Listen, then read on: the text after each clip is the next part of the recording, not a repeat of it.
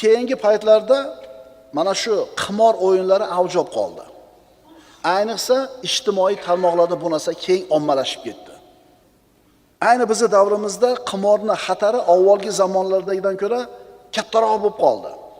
Kimni topayotgan moli davlati haromdan bo'lsa, farzandlarga tarbiya bermasa, mana shu moli dunyo uni bu dunyoda ham, oxiratda ham ustiga musibat bo'ladi, balo bo'ladi.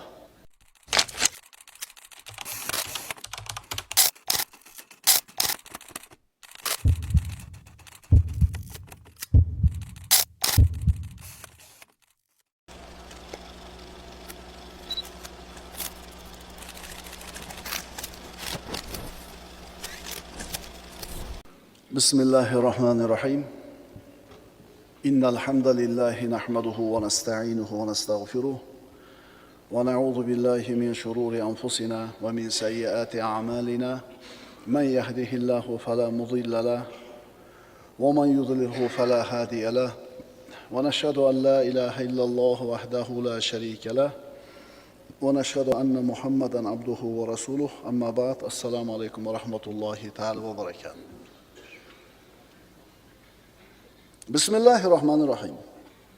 Dinimiz shariati islomiya insonlarni poklik, iffat, halollik kabi ulug' fazilatlarga chorlaydi. Va shuni barobarida qimordan, sutxo'rlikdan, haromxo'rlikdan, ichkilikdan, zinodan va shunga o'xshagan boshqa yomon ishlardan qaytaradi. Islom dini poklikka chaqiradi. Alloh taolo odam bolasiga bu dunyoda hisobsiz noz-u ne'matlarni bergan. Shulardan bittasi moli dunyo. Shulardan bittasi farzandlar. Astagfirullah. Al-malu wal banuna zinatul hayatid dunya wal baqiyatus solihatu khayrun 'inda robbika thawaban va khayrun amala. Kahf surasida Robbimiz aytadi: mol mulk, bola chaqa shu hayotda dunyo zinatidir. Dunyoning zinati boyligi bilan farzandlar. Parvardigoringiz nazdida esa abadiy qolguvchi yaxshi amallar savobliroq va orzuliroqdir. Insonning hayoti mana shu mol bilan, mana shu dunyo bilan bardavom bo'ladi. Undan tashqari insonning qo'liga berilgan mana shu mol va dunyo, pul bandaga berilgan ham omonat yana.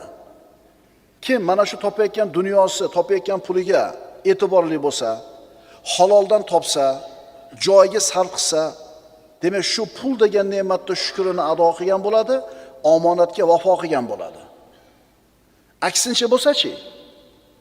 Aksincha bo'ladigan bo'lsa, mol degan, davlat degan ne'matni shukri ado qilinmagan bo'ladi, noshukrlik qilgan bo'ladi va omonatga xiyonat qilgan bo'ladi. Keyingi oyatga quloq tutamiz. Astagfirullah. Wa alamu annama amwalukum va auladukum fitna va annalloha indahu ajrun azim. Bilingizki, albatta mol va dunyolaringiz va bola chaqalaringiz faqat bir fitna, aldovdir. Yolg'iz Allohning huzuridagina ulug' ajr savob bor. Birinchi oyat bilan ikkinchi oyatni zohiriga qarasangiz, ma'nosi bir-biriga teskariga o'xshayapti. Birinchi oyatda mol va dunyoni Alloh taoloning bergan zinati, ne'mati deyilyapti bola chaqa bilan. Ikkinchi oyatda moliylar va bola chaqanglar, moliylar va farzandlaringlar fitna deyapti. Yo'q, bu bir-biriga qarama-qarshi emas. Bu aksincha bir-birini to'ldiradigan oyatlar. Ikkala oyat zohirida bir-biriga zid bo'lib ko'rinsa-da, aslida biri ikkinchisini to'ldiryapti. Birinchi oyatga ko'ra, kim mana shu boyligini, pulini haloldan topsa, halolga sarf qilsa va farzandlarini tarbiya qilsa, to'g'ri tarbiya qilsa, mana shu moli davlati bilan farzandlari nafaqat dunyo hayotiga, balki oxirat hayotiga ham zinat bo'ladi. Endi aksincha, kimni topayotgan moli davlati haromdan bo'lsa, farzandlarga tarbiya bermasa, mana shu moli dunyo uni bu dunyoda ham, oxiratda ham ustiga musibat bo'ladi, balo bo'ladi. Mana endi bog'ladingmi? Keyingi paytlarda mana shu qimor o'yinlari avj olib qoldi. Ayniqsa ijtimoiy tarmoqlarda bu narsa keng ommalashib ketdi. Ayni bizning davrimizda qimorning xatari avvalgi zamonlardagidan ko'ra kattaroq bo'lib qoldi. Sabab avvallari qimor o'ynashlik uchun bir qancha narsa talab qilinar edi. Uydan chiqish kerak edi, joy topish kerak edi, o'ziga o'xshagan qimorbozlarni yig'ish kerak edi. Ammo hozirmi 24 ga 7 formatida qimor o'ynashlikka sharoit bor. Uydan ham chiqmaydi, ulfatni ham istamaydi, yotgan joyida, o'tirgan joyida. Yana bizni jiddiy o'ylantirishga majbur qilayotgan tarafi mana shu baloga ayollar mubtalo bo'lib qolyapti. Qo'lida telefoni bor, tinimsiz reklama kelib turadi. Qimor o'ynashlikka. Totalizatorlar, kazinolar, virtualniy kazinolar. Bir marta parvo qilmaydi, ikki marta parvo qilmaydi. 10 ming so'm sizga deydi, beramiz shunday deydi. Nima deb beradi uni? Bonus. U nima u? Don sepishda u. U internetda qimor o'ynayotganlar bu o'zini ishiga ilmiy yondashadi. Insonning psixologiyasini yaxshi o'rganadi. Qanday qilsa ilashligini yaxshi biladi. To'g'rida, oddiy bitta o'yin o'ynaysiz, bunday vaqt ko'pligidan o'ynaysiz, orada chiqaveradi, 15 ming so'm oling deydi, bonus deydi, bekarga deydi. Bo'pti, bir olay deysiz, yutkizsam o'shani yutkizib o'ynamayman deysizmi? Ilashdingizda. Bu narkotikka o'xshagan narsa. Ayollarni mana shu virtual qimorga aralashib qolishi natijasida muammolar yana ko'payyapti. Oilalar buzilyapti, uylar xonavayron bo'lyapti. Ana shu uyda o'tirib farzandi tarbiyasi bilan mashg'ul bo'lish kerak bo'lgan onalar, qiz kelinlar telefon orqali mana shu qimor tuzog'iga tushib qolyapti. Ana shu bitta oilada o'shaqa telefonda ilashib qolgan qimorga tilla taqinchalarni sotgan, qutulmagan, yana o'ynavergan, oxiri oilaning buzilishiga keldi. Yaxshigina pulni tushib qo'ygandan keyin haydab yuboradi xotinni. Endi mana shu kelinning ota-onasi keladida erkak tarafga, kuyov tomonga qudaga aytadi. Keling quda, endi shu 1 million so'mga tushib qo'yibdi. Shu yarmini biz to'laylik, yarmini sizlar to'laylar, shu endi oila buzilmasin deydi. Desa, kuyov taraf unamaydi. Unaqa qimorvoz kelin kerak emas bizga deydi. Bilib bo'lmaydi akalar. Hushyor bo'linglar. Nimalarni ko'rib o'tiribdi hozir? Siz bilasizmi? Ehtimol boshqa din vakillarining da'vatiga ilashib qolganlar adashib. Ehtimol shunga o'xshagan noshariy, noqonuniy ishlarga tushib qolayotgandir. Musibat nimada? Hammani qo'lida turibdi bu telefon hozir. Bu muammo ummatning fojiasi. Hozirgi davrdagi ummatning problemasi, fojiasi. Ona qimorvoz bo'lsa, farzandga kim tarbiya beradi? Ona qimorvoz bo'lsa, bunaqa ona bolasiga qanday tarbiyani o'rgatadi? Uyda barakasi qayerga ketadi? Hozir aytganimizdek, avvalgilar qimor o'ynashlik uchun ancha mehnat qilish kerak, uydan chiqish kerak, to'planish kerak bo'lsa, hozir uydan chiqmasdan o'ynayapti. Qimor. Qimorning ta'rifi va haqiqati. Qimor nima? Qimor lug'atda xatar, oson yo'l bilan topilgan mol ma'nosini bildiradi. Istilohiy ma'nosi nima? Qimor istilohda kamida ikki tomondan biriga xatar keltiradigan, g'olibning mag'lubdan biror narsa olishiga asoslangan har bir o'yin, har bitta muomala qimor hisoblanadi. Ya'ni ikki taraf o'rtaga ikkalasi ham ma'lum bir mablag'ni qo'yadi, o'yin tugagandan keyin bittasiga o'tib ketadi. Bittasi yutadi, ikkinchisi yutkazadi. O'rtaga qo'yilgan narsa pul bo'lishi mumkin yoki buyum bo'lishi mumkin. Shunga ko'ra nomi qanaqa o'zgarsa ham mana shu ta'rifga tushgan har bitta narsa qimor hisoblanadi. G'olibning qo'liga ikki taraf qo'ygan barcha mablag' yoki narsa o'tadi, mag'lub hamma narsadan mahrum bo'ladi. Bu odamlarning molini botil yo'l bilan yeyishlik deyiladi. Odamlarning molini botil yo'l bilan yeyishlik harom. Shuning uchun qimor harom. Qur'onda Alloh taolo shunday marhamat qiladi. Astagfirullah. Ya ayyuhallazina amanu la ta'kulu amwalakum baynakum bil batil. Ey mu'minlar, mollaringizni o'rtalaringizda nohaq yo'l bilan yemangiz. Ana shu oyatga ko'ra qimor harom bo'ladi. Qur'on qimorni harom ekanligini ochiq oyatlarda bayon qilgan. Qimor o'yinlari Qur'on bilan, sunnat bilan, ummatning ijmosi bilan harom qilingan. Qimordan topilgan molni yeyishni gunohi og'ir bo'ladi. Chunki qimorvoz odam shariatda harom qilingan ikkita ishga qo'l uryapti. Birinchisi qimor o'ynayapti, harom ish edi. Ikkinchisi harom bo'lgan pulni yeyapti. Harom o'yinda o'ynaydi, o'yindan yutib olgan harom molni o'zlashtiradi. Endi qimor o'yinlari qanchalar harom bo'lsa, uni targ'ib qilish, reklama qilish ham shunday harom bo'ladi. Sizlar uni ko'rib turib, sportda reklama qilyapti deb o'ylayapsizlarmi? Chuchuklarni xom sanabsizlar. Qimor u. Futbol chempionati o'tkazadi, eng asosiy sponsorimiz palonchi totalizator kompaniya deydi. Ma'lumotlarga ko'ra, qimorda reklama qiladigan kompaniyalar, totalizator bilan shug'ullanadigan kompaniyalar dunyoda marketing bilan reklamaga eng katta pul sarflaydigan tashkilotlar hisoblanadi. Hech qaysi kompaniya, hech qaysi firma mana shu totalizatorlar o'ziga reklamasiga sarflaganchalik pul sarflamaydi. Qimorning shariatdagi hukmi. Qur'oni Karim oyatlarida qimorning haromligi shunday aytib qo'yilibdi. Astagfirullah. Ya ayyuhallazina amanu innamal khamru wal maysiru wal ansabu wal azlamu rijsun min amali shayton. Fajtanibuhu la'allakum tuflihun. Ey mo'minlar, aroq, qimor, butlarga sig'inish, cho'plar bilan folbinlik qilish shayton amalidan bo'lgan harom ishdir. Bas najot topishingiz uchun ularning har biridan uzoq bo'ling. Mana maysir degan so'z keldi. Biz siz bilan ishlatadigan qimor so'zi ham o'zi aslida arabcha so'z. Endi Qur'onda qimor degan so'z emas, balki shu qimorning sinonimi, murodifi, maysir so'zi keldi.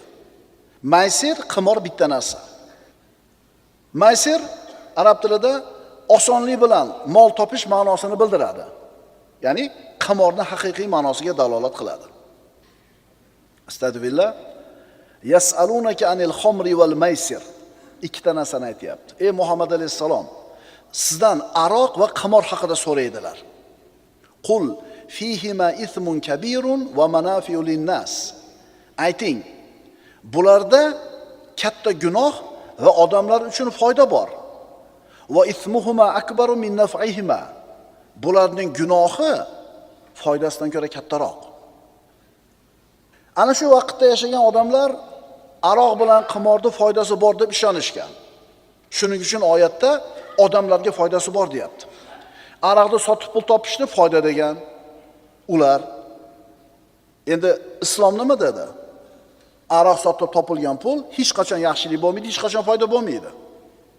Yana qimordan pul yutishdi, odamlarga cho'tal berishni ham foyda deb tushungan. Lekin oyat aytayapti, bunga o'xshagan kichkina foydalarni oldida keladigan zarari kattaroq bo'ladi deb aytayapti. Aroq bilan qimorni jamiyatga, shaxsga, davlatga va insoniyatga keltiradigan zarari hozirgidek ko'zga yaqqol ko'rinmagan bo'lsa kerak avval. Chunki qaytarib aytamiz, qimor o'ynashlik mehnatida avval uyatar edi ushalib qolishlikdan. Qimorxonadan chiqib kelayotgandan uyatar edi, hozir uydan chiqmaydi.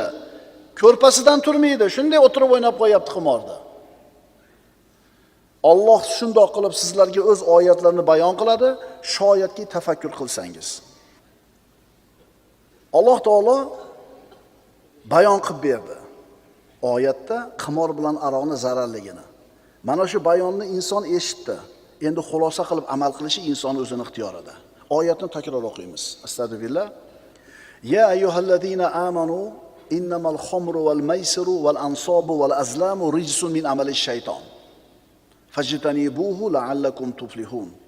Ey mo'minlar, aroq, qimor, butlar, cho'plar bilan fol ochishlik shayton amalidan bo'lgan harom ish. Shaytonning ishi ekan. Shayton bizga dushman birodarlar. Shayton hech qachon bizga, iblis bizga foydamizni gapirmaydi. Bas najot topishinglar uchun ulardan uzoq bo'linglar dedi. Endi Alloh taolo u ishlardan uzoq bo'linglar dedimi? Uzoq yuring, qilmaysizda. Tushunarlimi? O'tda oldiga borsangiz kuyib qolishingiz mumkin. Kuymasligingiz ham mumkin. Lekin yaqin kelmang, mandaroqda yuring, omon bo'lishingiz aniq. Shuning uchun insonni qimor o'ynashligiga sabab bo'ladigan har qanday narsadan uzoq yurish kerak. Qimorvoz ulfatlardan, kazino ko'chalaridan, shunaqa prilojenelardan, telefondagi qimorga sabab bo'ladigan, qimorga tortishi mumkin bo'lgan har qanaqa ishdan uzoq yurishligi kerak. Hali hikmatda aytiladi-yu, ikkita o'g'ri bilan yursang, uchinchisi sensan. Ikkita qimorvoz bilan yursang, uchinchisi sensan. Boshida u qimor xunuk bo'lib ko'rinadi ko'zingizga. Boshida aroq ichayotgan ikkita ulfatingizni ishi xunuk ko'rinadi ko'zingizga. 3 marta, 4 marta, 5 marta o'tirganingizdan keyin uni hididan ta'sirlanmay ham qo'yasiz aroqdan. Keyin bir ichib ham ko'rishingiz mumkin. Ikkita qimorvoz bilan yursang, uchinchisi, ya'ni inson qimor o'ynashga sabab bo'ladigan hamma narsadan uzoq bo'lish kerakligini tushunish kerak bu oyatdan. Ulfatmidi, ko'chamidi, imoratmidi, reklamamidi, telefondagi prilojeniyamidi? Qimorni eslatadigan narsadan uzoq bo'lishligi kerak. Qarang. Mana shu oyatda aroq ichish bilan qimor o'ynashlik, butga cho'qinish, yana folbinga ishonishga o'xshagan kufr, shirk amallari bilan tenglashtirilyapti. O'sha boyaga qimor o'ynayotgan, aroq ichayotgan odam folbinga bormasligi mumkin. Butlarga sig'inmasligi mumkin. Shirk keltirmasligi mumkin. Lekin aroq bilan qimorni qilib qo'yaveradi-da. Ba'zi odamlar butga cho'qinishlikdan qattiq hazar qiladi. O'lib ketsa ham bu ishni qilmaydi, ammo aroqni ichaveradi, qimorda o'ynaveradi. Mana shu ishlarda orqasidan shayton nimani xohlaydi? Astagfirullah. Innama yuridu shaytonu an yuqiya baynakumul adawata wal baghdha fil khamri wal maysir. Ichkilik, qimor sababli shayton oranglarga bug'z va adovat solishni hamda Allohni zikr qilishdan va namoz o'qishdan to'sishni istaydi xolos. Endi to'xtarsizlar. Mana shu aroq bilan qimorning orqasidan shaytonning maqsadi nima ekan? Birinchisi, adovat solar ekan, zikr qilishdan to'sar ekan, namozdan qaytarar ekan. Mana endi to'xtarsizlar deydi. Mana shu oyatdan 10 ta xulosani olamiz. Birinchidan, qimor, aroq, butga sig'inish va fol ochishlik qatorida zikr qilindi. Qanchalar og'irligini bilsak bo'ladi. Ikkinchisi, qimorni Alloh taolo rijs dedi, ya'ni najosat dedi. Uchinchidan, qimor shaytonning ishi. To'rtinchidan, qimordan chetlanishga buyurilgan. Beshinchisi, qimordan uzoq turganlar najot topadi. Oltinchisi, qimor odamlar orasiga adovat soladi. Oltinchidan, qimor odamlar orasiga adovat soladi. Yettinchidan, qimor nafrat uyg'otadi. Sakkizinchidan, qimor Allohning zikridan to'sadi. To'qqizinchidan, qimor namozdan to'sadi. O'ninchidan, qimordan uzoq bo'lishlikka buyurilgan. Demak, qimor shaytonning ishi ekan. Mana shu shaytonni kim ekanligi, odam bolasini qimor o'ynashlikka da'vat qilayotgan, chaqirayotgan shaytonni kim ekanligini bir eslab qo'yaylik. Shayton kim edi? Innahu lakum aduwwun mubin deydi Alloh taolo. Shayton sizlar uchun ochiq dushman deydi. Bilasizlar, Odam alayhisalomga sajda qilishlikdan bosh tortganidan keyin Alloh taoloning la'natiga qoldi iblis. Jannatdan quvildi. Jannatdan quvildi. Va Alloh taologa dedi: "Qola anzirni ila yawmi yub'asun." Parvardigor, meni mana shu odam bolalari tiriladigan qiyomat kunigacha o'ldirmagin dedi. Iblis ana shu jannatdan chiqqan Odam alayhisalomga sajda qilishdan bosh tortgan iblis Allohdan so'rayapti. Qiyomatgacha meni o'ldirmagin dedi. Alloh taolo aytdi: "Qola innaka minal munzarin." Sen muhlat berilganlardansan. Ya'ni qiyomatgacha o'lmaysan dedi. Ana shu iblis o'lmaydi. Bu yerdagi shaytonlar tug'ilib, yashab o'ladi. Lekin o'lmaydigan iblis ana shu jannatdan quvilgan iblis. U aytdi: "Qasamki, endi meni yo'ldan ozdirganing sababli mudom sening to'g'ri yo'l ustida ularni kutib o'tiraman, Odam alayhisalom bolalarini. So'ngra ularga oldilaridan, ortlaridan, o'ngu so'llaridan kelib, to'g'ri yo'ldan ozdirurman va oqibatda ularning ko'plarini shukr qilgan holda topmaysan. Boshqa oyatda aytadi: "Qala robbi bima aghwaytani la uzayyinanna lahum fil ardi va la ughwiyannahum ajma'in." Iblis aytdi: "Parvardigorim, qasamki, endi meni yo'ldan ozdirganing sababli albatta ularga yerdagi barcha gunoh ishlarni chiroyli qilib ko'rsatib qo'yurman va albatta ularning hammalarini yo'ldan ozdirurman." Qimor shaytonning ishi. Shayton bizning dushmanimiz. Astagfirullah. Alam ahad ilaykum ya bani adama alla ta'budu shayton innahu lakum aduwwun mubin. Alloh taolo aytayapti Yosin surasida: "Men sizlarga, ey odam bolalari, shaytonga ibodat qilmanglar. U sizlarga ochiq dushmandir. Mengagina ibodat qilinglar. Mana shu to'g'ri yo'ldir deb buyurmaganmidim?" Qimor shaytonning ishi. Shayton bizning dushmanimiz. Inna shaytona lakum aduwwun fattakhiduhu aduwwa dedi Alloh taolo. Albatta shayton sizlarga dushmandir, uni dushman tutinglar. Shayton odamni oldi edi, vasvasa soladi. Qimor ham mana shu shaytonning vasvasasi. Payg'ambarimiz sollallohu alayhi vasallam mana shu shayton insonning qon tomirlarida yurishligi haqida xabar beradi. Inna shaytona yajri min ibni adama majrad dam. Albatta shayton odam bolasining qon tomirlarida qon yugurgandek yuradi. Vasvasa kimniki ekan? Shaytonniki ekan. Astagfirullah. Yas'alunaka anil khamri wal maysir. Ey Muhammad alayhisalom, sizdan aroq haqida va qimor haqida so'rashadi. Ayting: "Qul fihima ithmun kabirun wa manafi'u lin-nas wa ithmuhuma akbaru min naf'ihima." Ayting, bularda katta gunoh va odamlar uchun foydalar bor. Bularning gunohi foydasidan kattaroqdir. Alloh azza va jalla mana shu shaytonning vasvasasi ishi bo'lgan qimordan uzoq bo'lishimizga o'zi tavfiq bergan bo'lsin. Aqulu qawli hada va astaghfirulloh li va lakum. Innalloha va malaikatahu yusalluna alan nabiy ya ayyuhallazina amanu sallu alayhi va sallimu taslima. Vassalamu alaykum va rahmatullohi ta'ala va barakatuh.